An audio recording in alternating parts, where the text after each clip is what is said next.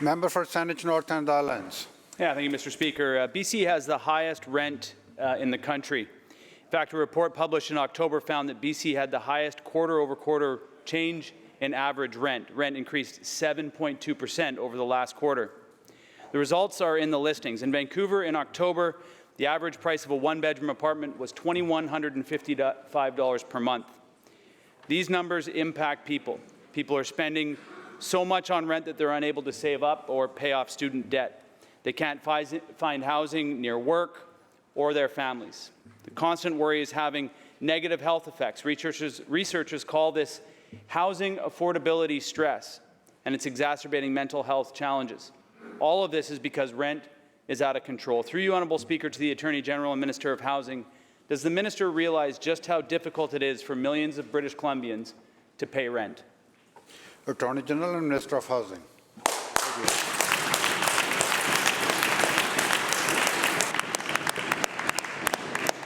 Thank you, Honourable Speaker, and thank you to the member for the question and for his spotlight on housing. I think housing is one of the most important issues in the province, and the shortage of rental housing is one of the most profound challenges we face. We're making some traction on getting new rental housing built. We have an issue where our population is increasing far more dramatically than our rental housing supply is. In that situation, rents are going up, and there's huge pressure placed on tenants that are in lower rent housing as landlords want to evict them and bring in folks that can pay more. And so what we need to do is build housing, and rental housing in particular, at a very large scale. We have $2 billion going into the housing hub to build rental housing. And that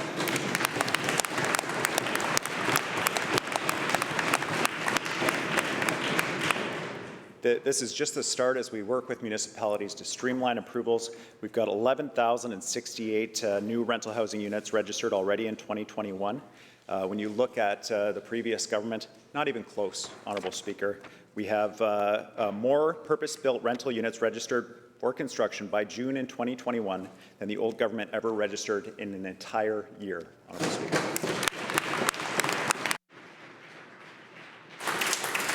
Member for Saanich North and Islands, supplemental.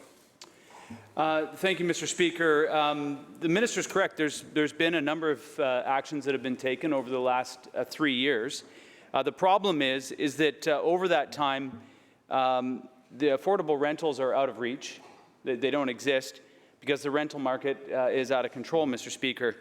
And the programs that the Minister referenced are all programs that are going to fix a problem in the future. The problem exists now for British Columbians. It's all over social media, people talking about their stories and the lack of affordability in their housing. The extreme challenges that our cities and towns are facing are challenges that are being faced now. So through you, Mr. Speaker, to the Minister, these efforts that the government's outlined have not gone far enough. People need support now. What is the Minister doing now to make rental housing more affordable? Attorney General. Well, thank you very much, Honourable Speaker. One of the great challenges of the housing problem that we were left with is that there's a real lag between government programs starting and the delivery of that housing. The member is absolutely right. So that's why we put a number of members. I've already outlined, Honourable Speaker, how much better we're doing on rental housing starts than the previous government. I think they should be a bit cautious, the opposition, about jeering.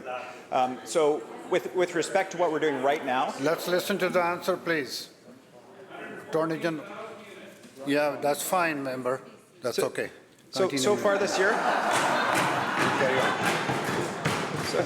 I hear the opposition. So far this year, over 11,000 purpose-built rental homes registered in BC. That's 5 times the yearly average when the opposition is in power. Just to give a reality check.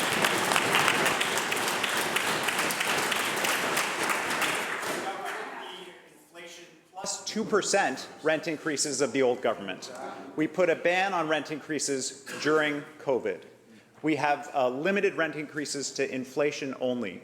We have increased the availability of the safer subsidy for seniors so that they're able to stay in their housing. We've increased money available for seniors to retrofit housing so they can stay in their housing longer. We have increased resources to the residential tenancy branch, with the enforcement branch, by the way, that the previous government put in but never funded to support tenants and landlords.